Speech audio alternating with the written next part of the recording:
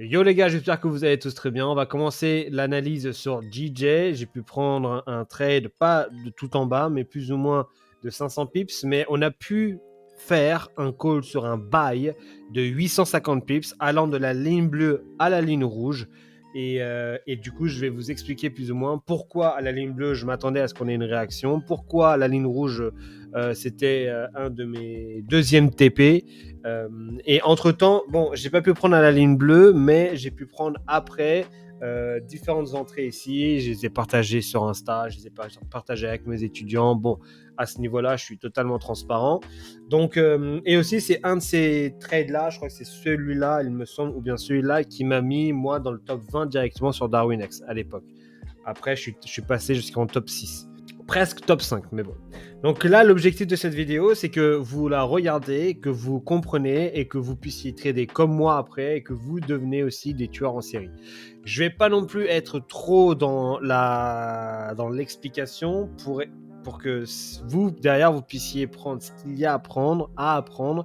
Et ensuite, plus on va rentrer dans ma chaîne YouTube, plus on va voir des petits détails. Maintenant, avant qu'on commence, petit disclaimer, j'ai fait 3 vidéos à propos du trading plan, à propos du weekly performance et aussi à propos de comment vous devriez trader pour la première fois. C'est-à-dire que quand vous commencez à trader, qu'est-ce que vous devez faire? J'ai fait 3 vidéos à propos de ça. Je les remettrai en commentaire si vous ne les avez pas vues. Ça, pour moi, c'est nécessaire. Si vous commencez le trading, c'est nécessaire de commencer par ça. OK? Bon, on y va. L'analyse sur JJ. Donc, vous allez être choqués, mais moi, la grosse analyse, toute l'analyse que je fais à chaque fois, c'est du weekly et du daily avant tout. C'est-à-dire que tant que j'ai pas ce que je veux sur du weekly ou bien du daily, j'ai pas de trade à prendre forcément. Vous voyez? Donc là, pour que moi ici, je puisse me dire qu'il y a un achat à faire, moi déjà, il faut que je comprenne plus ou moins qu'est-ce qu'il y a.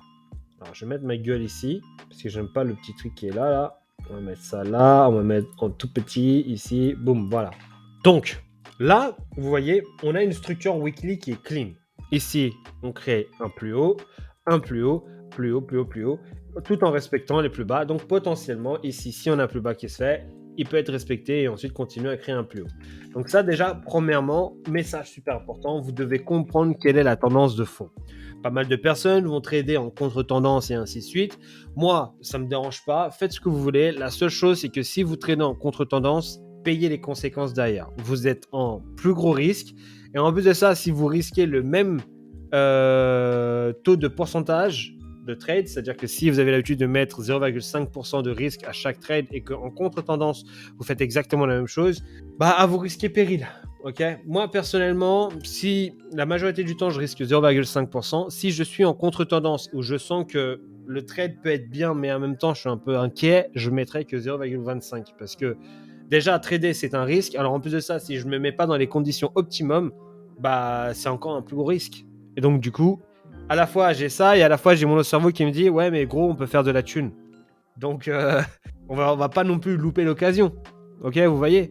Donc vous devez déjà réfléchir de cette façon-là. Et la meilleure façon d'identifier la tendance d'un marché, c'est de regarder le weekly et le daily. Alors ne tombez pas dans ce piège-là, les amis, où vous êtes en train de regarder le weekly et vous faites ça. Alors la tendance de fond, on est haussier depuis 2019. On s'en va les couilles. Ça nous intéresse pas. Ça nous intéresse pas. Nous, ce qu'on veut voir, c'est les 3 dernières semaines. La semaine actuelle et les 2, 3, 4 dernières semaines. Là, par exemple, là ici, ouais, tac, tac, tac, ok, on est à la hausse. La semaine dernière, super à la hausse. Les semaines d'avant, super à la hausse. Donc là, on peut conclure que potentiellement, c'est une correction à la baisse pour que potentiellement, on continue à la hausse. Voilà. On n'a pas besoin d'aller aussi derrière. C'est pas la peine. C'est pas la peine. L'autre chose aussi, l'autre point, c'est que quand vous êtes là devant le weekly, et c'est pour ça que je disais dans la vidéo Insta et sur les réseaux que j'ai fait ma petite story, mon petit réel, où j'explique il vous faut une seule paire. Pourquoi? Parce que quand vous avez qu'une seule paire, mes amis, vous êtes beaucoup plus au courant de tout ce qui se passe d'un point de vue fondamentaux. Si vous avez 1 milliard de paires, bon courage. Bon courage. Parce que là, vous devez être au courant de tous les fondamentaux de toutes vos paires. Et si vous me dites, ben non, c'est pas la peine, frère, moi je fais que de la technique. Bon, good luck, quoi, tu vois, c'est pas pour rien qu'il y a 99% de traders qui ne réussissent pas. Tu vois, tu fais partie de ces gens-là, c'est cool. Tout ça pour dire, Les fondamentaux, c'est cool parce que pourquoi DJ pour le moment, pour moi, c'est hyper simple, c'est parce que le yen a besoin d'avoir un travail sur leur politique monétaire et ça ne se fait pas encore. Ils attendent, je sais pas ce qu'ils attendent, mais on n'a pas encore de bonne politique monétaire au Japon. Et d'ailleurs, au passage, vous pouvez le voir, le JPY Basket fait que de se casser la gueule. Et ça, c'est que du data depuis 2020, mais je crois que j'en ai un. Voilà, le GXY. Si on va même en monthly, vous allez voir. Hein. Ici, en 2007, on a été incroyable jusqu'en 2011, grosse chute jusqu'en 2015, et là, on fait que de se casser la gueule. Le yen doit faire quelque chose. Donc ouais, là, on attend quelque chose de leur part et j'espère qu'à un moment donné, on va pouvoir short le DJ parce que là, on n'a pas besoin de le short. Si je le mets même en trimestriel, regardez, depuis... Moi, je me rappelle de quand on a créé ce bas-là ou ce bas-là. Il y avait un des deux, je me souviens. C'est ça, c'était le Covid, il me semble. Non, ça, c'est le Covid. Je sais plus c'est lequel, le Covid. Bref. C'était quel, le Covid? Ah non, c'est celui-là. Ouais, c'est celui-là. Je me souviens parce que j'étais dans un endroit, j'étais quelque part. Ah, tu sais quoi, pour être transparent, j'étais dans le trading floor de AstroFX, mais rien de fier, parce que c'est des scammers et je me suis fait scam aussi. Donc, bref, voilà. Bon, du coup, le weekly, pas la peine de faire autant de blabla dans le passé. Tout ce que nous on a besoin de savoir, c'est qu'est-ce qui se passe là actuellement. On réagit sur l'instant présent. Et ensuite, en daily, c'est ici que vous devez commencer à identifier tout ce qui est votre stratégie, donc les supports, les résistances et ainsi de suite. Moi, on va appliquer dans cette vidéo la stratégie de ICT, SMC, Phantom, ma stratégie aussi un petit peu à moi dedans, mais que je vais essayer de garder privé pour le respect de mes étudiants qui ont payé ma formation et d'autres choses. Mais je vais rester aussi un peu flou parce que bon, pas non plus te dire tous les secrets dès maintenant, les gars. Je viens tout juste de commencer mon aventure sur YouTube, quand même. Donc, comment j'ai pu comprendre que plus ou moins ici, à partir de cet endroit-là précis, on allait partir sur un long bail? Et ça, je l'avais dit déjà directement à mes étudiants. Déjà, de 1, il faut essayer de comprendre qu'est-ce qui s'est passé là-dedans. Et si le marché, si TradingView me laisse la chance d'aller en 1 minute, ouais, regardez ce qui s'est passé ce jour-là. Ça, c'est du 1 minute, les amis. Ça, c'est une news sur la politique monétaire. Et en 1 minute, nous avons fait un sell de 280 pips, qui est incroyable. Moi, du jamais vu. Et je trade DJ depuis plus de 3 ans, 4 ans. Donc ça, pour moi, c'est du jamais vu. Et c'était incroyable. Pourquoi pour moi, la raison de laquelle ici, je savais qu'on n'allait pas descendre bien plus bas, c'est le trading à haute fréquence. C'est-à-dire que nous, on trade d'une certaine façon, nous les retail, ceux qui sont à la maison, etc., on trade très lentement. Les banques, eux, ont plusieurs machines et eux tradent beaucoup plus rapidement. Leur capacité d'exécution est beaucoup plus rapide que nous et ainsi de suite. Donc, et en plus de ça, eux, ils utilisent des bots. Donc, le fait que à cet endroit-là, l'endroit bleu ici, on ait une hausse assez drastique, pour moi déjà, ça voulait dire que les banques étaient rentrées dedans. Maintenant, il faut aussi comprendre pourquoi à cet endroit-là, l'endroit bleu, on a eu une réaction. Et c'est ici que va s'appliquer le ICT et tout ça.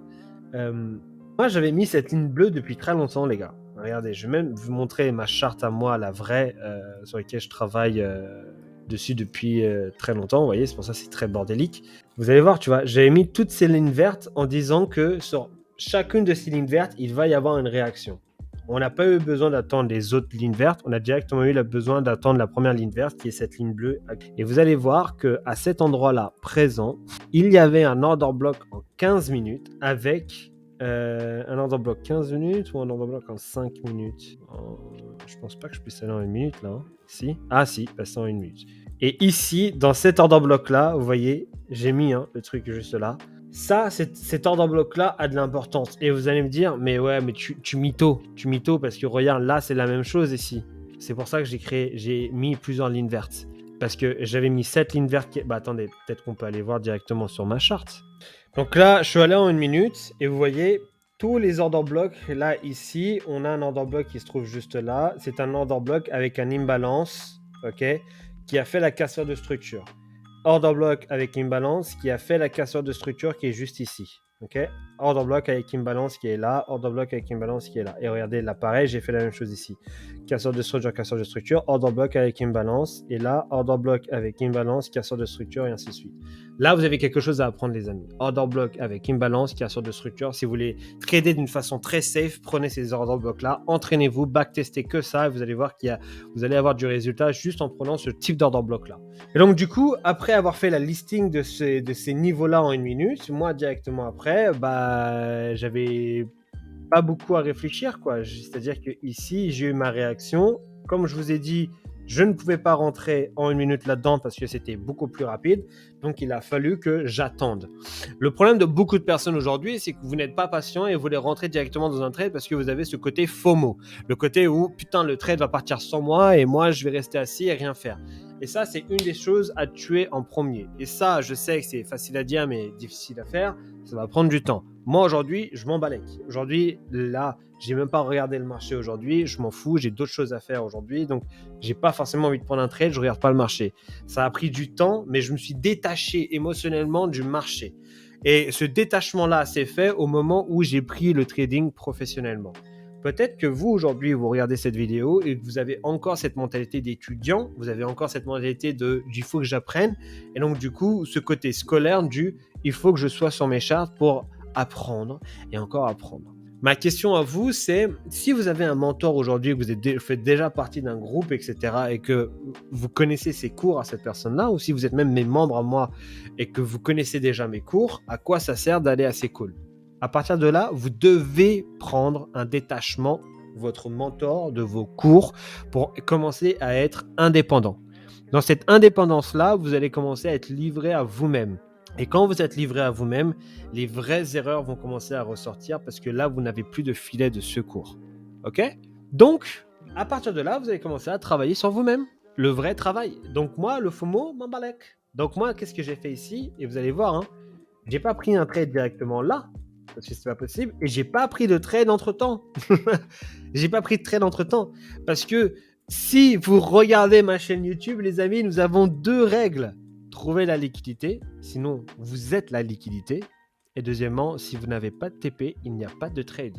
Et donc là, j'ai appliqué la même logique. C'est-à-dire que là, je n'avais pas de liquidité entre-temps, jusqu'au moment où nous avons commencé à créer de la liquidité au-dessus. Equals, et là, toute cette liquidité qui est là. Alors, ça peut confondre mes amis internautes, mes amis youtubeurs, mes amis, tous mes amis qui regardent la vidéo là. Parce que si vous tradez les supports et les résistances, c'est dans ces endroits-là que vous voulez acheter et vendre. Et là, cette vidéo, elle n'est pas faite pour vous parce que c'est une façon de trader dans laquelle nous, on veut que vous... En fait, on a besoin de vous niquer en premier pour qu'ensuite on puisse prendre le trade. Donc, si vous tradez les supports et les résistances, c'est pas mauvais, c'est très bien. Vous pouvez trader avec. Mais après, voilà, c'est peut-être la question de probabilité, à quel point votre stratégie fonctionne. Voilà. Quelle est la probabilité que votre stratégie fonctionne aujourd'hui? Moi, je sais que la probabilité de la mienne fonctionne très souvent parce que je peux avoir un trade par jour. Donc, à vous de voir. Maintenant que j'ai ma liquidité qui se trouve juste ici et que la liquidité a été prise, à partir de là, je peux commencer à regarder pour une opportunité pour aller chercher bien plus haut. Maintenant, vous pouvez aussi voir que dans cet order block daily, ok, parce que là, on peut voir que j'ai mis en avant avec la zone bleue un order block daily. Votre travail après, c'est d'identifier dans cet order block daily qu'est-ce qu'il y a en 4 heures qui pourrait nous intéresser. Donc, on voit en 4 heures qu'on a l'order block qui est là, qui est magnifique. Qu'est-ce qu'il y a en 1 heure qui pourrait nous intéresser? On voit qu'on a un order block ici avec l'imbalance qui pourrait nous intéresser. Qu'est-ce qu'on a en 15 minutes, en 5 minutes et ainsi de suite. Ok? Donc là, je crois que pour mon travail personnel, j'ai mis 15 minutes avec l'imbalance. Donc là, ici, j'ai pu trouver... Ah, même pas. J'ai mis 5 minutes, pardon, avec l'imbalance qui est juste là. Donc, et à partir de là, j'ai eu la chance de pouvoir rentrer dans un buy. Et comme vous pouvez le voir, je ne suis pas rentré directement dans un buy. J'ai dû attendre légèrement à des confirmations pour que... Ah ouais, non, du coup, je suis rentré dans du 15 minutes. Ouais, du coup, je le remets comme avant. J'ai perdu. Donc, j'avais bien mis les choses comme là, ici, 15. Parce que l'imbalance était clean. Donc là, ici, techniquement, on a tapé dans l'order block 4 heures. On a tapé dans l'order block 1 heure. Attendez, je vais peut-être vous le montrer. Voilà. Donc l'order block 4 heures qui était là, on a tapé dedans. Vous voyez ici. On a aussi tapé dans l'order block 1 heure qui est qui commence à partir de là, qui commençait à partir de la ligne rouge. Donc là aussi pareil, ça a été tapé. Donc là, pour moi, pas mal d'order blocks ont été activés. Donc déjà là, je suis très content pour potentiellement prendre un buy. La question, c'est pas de se dire de prendre un buy directement. La question, c'est d'attendre à une réaction. Et c'est pour ça que il va falloir aussi intégrer maintenant un autre plan d'attaque qui est le RCC. Ok, ça c'est moi qui. En vrai, je sais même pas si ça existe ce RCC. Dites-moi en commentaire, les gars. Mais le RCC, c'est quoi? C'est réaction, confirmation, continuation. Là, ici, on a une belle réaction. Vous voyez? Là, on a une belle réaction parce qu'on réagit à l'order block 1 heure, 4 heures, 15 et à l'imbalance 15 minutes. Et comment on peut confirmer que c'est une belle réaction? On a un mouvement brusque à la hausse cassant des structures qui se trouvent ici et ici. Ce qui nous dit du coup derrière, oh waouh, le momentum a été activé. Il a été activé par quoi? On regarde dans le passé, cool, imbalance, order block, je comprends, order block daily, ok, cool, tout fait sens. Ensuite, qu'est-ce qui se passe? On a la confirmation. La confirmation est bien au moment où on respecte le bas précédent et on casse le plus haut après. Moi, j'ai été agressif ici parce que j'étais déjà de 1, ça fait un moment que je regardais DJ et que j'étais content avec ce trade-là, donc moi je suis rentré ici. Mais si vous vouliez trader d'une façon un peu plus optimisée, vous auriez pu, par exemple, c'est là on est en 1 heure, aller ensuite en 5 minutes ici, on voit la réaction, on voit la belle tendance, on voit la belle structure à la hausse et ainsi de suite. Là, il y a dû avoir une news, c'est quasiment sûr. Et à partir de là, vous voyez, on recrée la liquidité là. Là, vous voyez, on recrée la liquidité. Et qu'est-ce qu'on voit ici? Là, vous allez me dire, il y a 2 equals. Très certainement pas. La règle qui est super importante ici, c'est que les gars, vous regardez dans du... Là, moi, je regarde dans du FXCM. Il y a des chances que sur Wanda, il n'y ait pas d'equals. Et ça, c'est un problème de pas mal de gens qui veulent tellement voir de la liquidité qu'ils se disent « Oh, tiens, il y a 2 equals, c'est la liquidité. » Non. Essayez de voir sur les autres parce que vous allez voir que de temps en temps, on n'en a pas. C'est pour ça qu'il est toujours préférable d'en avoir plus de 2 equals, pour plus de 2 equals, pardon, pour que derrière vous puissiez vous sentir en sécurité pour pouvoir prendre le trade. Ok. Donc, moi, ce que je vois, moi, par contre, ici, c'est que du coup, pareil, on a eu du coup la réaction ici, on a eu ici la confirmation qui est en train de se faire, et regardez, là, on recrée encore, on respecte, pardon, le plus bas précédent. Et c'est exactement ici que je suis rentré. Pourquoi? N'oubliez pas la chose que je vous ai dit tout à l'heure. Si vous ne voyez pas la liquidité, c'est que vous êtes la liquidité, les amis. Et si vous ne voyez pas de TP, il n'y a pas de trade à prendre. Et là, on a de la liquidité. Et moi, les TP pour ma part, c'est tout ce qui est imbalance, donc du gros time frame. Et donc, du coup, en 4 heures, en 1 heure, on avait tout l'imbalance ici à aller combler. Et c'est pour cette raison-là que je suis rentré dans le buy. Ok? Voilà. Donc, maintenant qu'on est rentré dans ce buy ici, on va juste continuer à garder ce buy-là. Mais n'oubliez pas une chose. Ici, nous avons une réaction de l'order block 4 heures, 1 heure, 15 minutes imbalance. Et donc, du coup, on a eu une grosse réaction à la hausse. Il y a donc une très grande probabilité qu'on aille chercher ce haut-là. Qu'est-ce qui se passe ensuite? Boum! En cherchant ce haut-là, on a commencé à chercher ce haut-là en une seule fois. Et donc là, du coup, on est maintenant en train de créer une nouvelle liquidité qui se trouve juste au-dessus. Est-ce qu'en daily on va chercher plus haut déjà direct? Ok, bon bah on va juste le laisser en 4 heures. Et vous voyez là en 4 heures, on a encore, tu vois, equals là, tout ça, toute la zone d'equals là ici, toute une zone dans laquelle on pourrait dire c'est une zone de résistance. Toute une zone dans laquelle on peut dire c'est une zone de résistance, donc ça veut dire qu'il y a des gens en sell ici avec des stop loss là et avec des buy limit au-dessus et ainsi de suite. Vous connaissez la logique. Et si vous ne connaissez pas, mettez en commentaire parce que je peux peut-être vous aider à ce niveau-là, les amis. Donc ouais, à ce moment-là, super trade. Là, je suis beaucoup moins stressé. J'ai pas de stress à avoir. Là, ce que je dois faire maintenant, c'est une question de monitorer mon trade. Qu'est-ce qu'on fait? Je suis conscient que là, on a des equals et donc il y a une très grande probabilité qu'on aille chercher bien plus haut que ça. Donc, il faut juste être patient. Voilà, il faut juste être patient. Là, ici, on voit qu'on a une correction qu'on est en train de faire. Et encore une fois, on a de l'imbalance ici. Donc, ce ne serait pas choquant il y a de l'imbalance. Ah ouais, il y a même ouais, non, je dirais qu'il y a de l'imbalance là. Donc il y a de l'imbalance ici. Donc ça serait pas choquant qu'on aille au moins retracer jusque-là, par exemple. Chose qui n'a même pas été faite, parce que là, on voit que directement après, hop, on repart à la hausse. Maintenant, restez avec moi. On a fait combien de temps? Ça fait 20 minutes plus ou moins qu'on est dans cette vidéo, avec tous les cuts, peut-être 17 minutes. Mais restez avec moi juste ici, parce que ici, pas mal de personnes, et je sais qu'un ou deux de mes étudiants m'ont fait cette remarque-là, donc ça peut vous appliquer aussi à vous. Donc restez.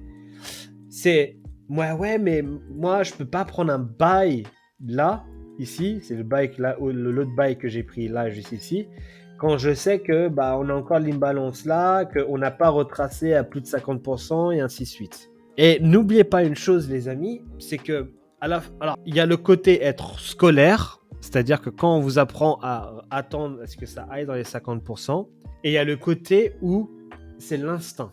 Et l'instinct, c'est l'expérience. Je vous demande de mettre pause sur ce que j'ai dit et de réfléchir dessus.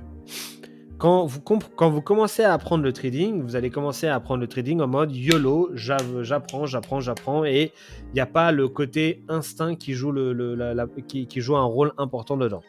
Mais plus vous allez prendre de l'expérience, plus vous allez commencer à stocker dans votre subconscient des charts que vous regardez, des patterns que vous identifiez, que vous mettez dans votre subconscient. Et c'est ici qu'on dit que l'instinct, le sixième œil, on appelle ça, commence à faire son effet. Si moi j'ai l'habitude de voir mes charts et que ce genre de choses-là, je l'ai vu plein de fois, bah, je sais que potentiellement on va pas redescendre bien plus bas, mais on va juste continuer la hausse. Si, étant donné que je trade qu'une seule paire et que j'ai l'habitude de voir ce genre de mouvement-là, ce genre de scénario-là sur ma paire, parce que j'ai l'habitude de trader depuis autant d'années, bah, c'est que votre instinct est en train de parler. Vous voyez? C'est pas quelque chose de scolaire, ça c'est juste l'expérience. Donc faites attention à ça. C'est pas parce que scolairement on vous a appris qu'il faut attendre les 50% que ça va le faire. Ça c'est vous qui voulez, mais pas le marché. Donc là, hop, le marché, pareil, reparti à la hausse. Et là, c'est exactement la même chose, c'est-à-dire qu'il me semble ici que c'était en 1 heure. Ouais, c'était ça, c'était en 1 heure. Où là, moi, je suis rentré plus ou moins ici parce qu'on avait en 1 minute là des equals qui étaient faites en 5 minutes, c'est ça. Donc il y avait des equals qui étaient faits. Donc là ici je suis rentré dans une continuation. Donc si vous voulez là, et on va clôturer cette vidéo avec ce dernier exercice, ce dernier travail qui va durer juste 5 minutes. C'est pas un travail de votre côté, mais c'est moi qui vais vous expliquer les deux types d'entrée qu'il y a eu ici. Le premier type d'entrée qu'on a eu là au tout début, c'est le RCC. Donc c'est-à-dire qu'on a la réaction, on a ensuite la confirmation avec la cassure de structure qui s'est faite et là, ok. Et ensuite on a la continuation, ok. Là c'est pareil, c'est-à-dire que ici j'ai pas eu besoin de réaction parce que la réaction je l'ai eu là. Les confirmations j'ai plus ou moins eu ici et les continuations j'en ai eu à la pelle après, à la pelle et la pelle et la pelle à la pelle. C'est-à-dire que si je vais là ensuite en 1 minute, même attendez, je vais même fermer ça. Hop, je vais enlever ça, tac. C'est-à-dire qu'au moment où le marché a commencé à se lancer, là ici, ok, tout en bas, là on a des continuations. Et je vais même aller très dans le détail. Et c'est là où c'est la différence entre moi et tous les autres traders. C'est que pas mal de personnes ne vont pas avoir ça parce que ça demande beaucoup de travail. C'est-à-dire que là, quand la réaction a été faite, et je vous ai dit, il faut attendre une confirmation. Quand la confirmation a été faite, on a une continuation. Et regardez, la continuation se fait de cette façon-là. C'est-à-dire que là, ici, on a un order block et hop, on repart à la hausse. Là, ici, ensuite, on a un autre order block ici. Et là, ici, on repart à la hausse et hop, on repart à la hausse. Là, ici, on a eu une cassure de structure là, vous voyez, avec cette grosse impulsion.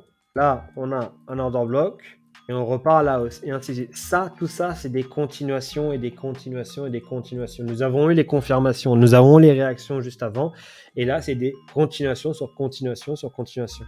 Et si là, moi, je vais sur...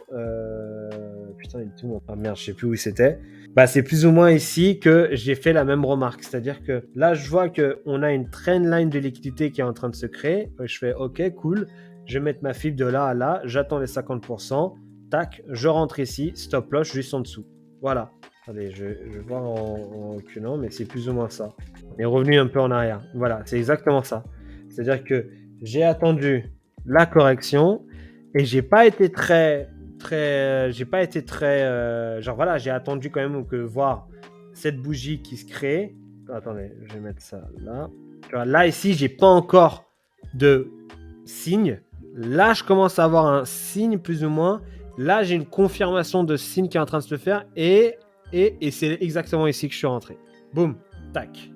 Et là, vous allez me dire, bah ok, cool, mais ton stop loss, il est à 35 de pips, etc. Ne tombez pas dans ce putain de marketing à la con où les gens ont des petits stop loss, parce que plus vous avez de petits stop loss, plus grande sera la probabilité à ce que votre stop loss soit touché. Votre objectif à la fin de l'année, c'est de préserver votre capital, et si vous faites du gain, c'est parfait. Donc là, moi, même si je risque 0,5% sur 35 pips, n'oubliez pas que à la fin, j'ai quand même gagné, parce que le risque reward était de 8. Ah, putain, et j'ai repris la salle il n'y a pas longtemps, et juste faire ça, ça m'a détruit tout mon pec, tous mes bras. Voilà. Donc, il y avait quand même pas mal d'informations dans cette vidéo, et vous allez revoir cette vidéo 1 milliard de fois, parce qu'on a pu parler de RCC, on a pu parler de liquidité, on a pu parler de weekly, daily, comment j'analyse, on a pu parler aussi d'un peu de psychologie. Il y a pas mal de choses à voir, je sais. J'ai essayé de carburer tout ça en espace de 25 minutes, plus ou moins, pour vous éviter de faire une vidéo d'1 heure. Aussi simple que ça, les amis, parce que vous allez vous endormir sur une vidéo d'1 heure. Voilà. Donc, j'espère que ça va vous aider. Je vais aussi vous expliquer après dans une autre vidéo cette semaine mon trade sur DJ, sur EURUSD, parce que là pareil, on a cherché un buy ici, tout en bas, quand tout le monde disait sell à EURUSD à 1$.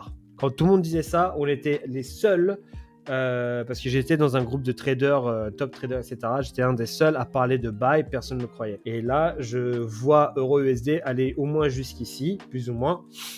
Et ça, pareil, je ferai une vidéo. Si vous êtes intéressé, si je vois que cette vidéo, elle vous intéresse vraiment et qu'en commentaire, vous me dites, ouais, une vidéo sur EURUSD et ainsi de suite, j'en ferai une. Mais si vous n'êtes pas vraiment intéressé, je le garderai pour moi et pour mes étudiants. Ok, cool. Prenez soin de vous, les amis, et je vous dis à très bientôt.